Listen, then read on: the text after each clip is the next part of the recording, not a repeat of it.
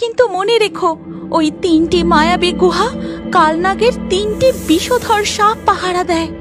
আর ওই 3 গুহার মধ্যে কোন গুহায় যে সে মণি লুকিয়ে রেখেছে তা আমি জানি না। এক মাঝি নদীর পাড়ের কাছে তার নৌকার উপর দাঁড়িয়ে দাঁড়িয়ে ভাবতে থাকে, আকাশে যা কালো মেঘ ছেয়ে রয়েছে, এক্ষুনি ঝড় উঠবে বলে মনে হচ্ছে। এখন কি নৌকা নিয়ে এগোনো ঠিক হবে? এই কথা ভাবতে ভাবতেই প্রবল ঝড় ওঠে। তারপরেই আকাশে বিদ্যুৎ গর্জে শুরু হয় মুষলধারে বৃষ্টি।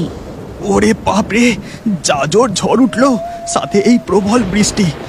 না, আজ আর কোনো মতেই মাছ ধরা সম্ভব হবে না। ঝড়ে হয়তো আমার নৌকাটাই ডুবে যাবে। তার থেকে আমি বরং নৌকা ঘাটে বেঁধে বাড়ি ফিরে যাই। মাঝি তাড়াতাড়ি নৌকা ঘাটে বেঁধে বাড়ির দিকে ফিরতে থাকে। ঠিক সেই সময় কার যেন কাতর আর্তনাদ তার কানে ভেসে আসে।